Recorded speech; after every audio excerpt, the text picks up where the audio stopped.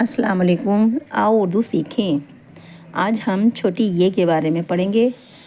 छोटी ये जो है उसकी साउंड या की होती है हिंदी की, और जब ये हुरूफ के आगे लगाया जाता है लास्ट में तो ये ई की साउंड करता है।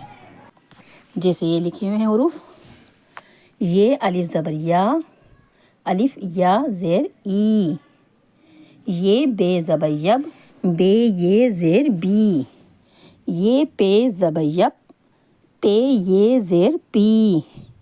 ये ते ज़बर यत, ते ये ज़ेर ती। ये टे ज़बर यट, टे ये ज़ेर टी। यस सी, यज जी, यच ची, यह ही,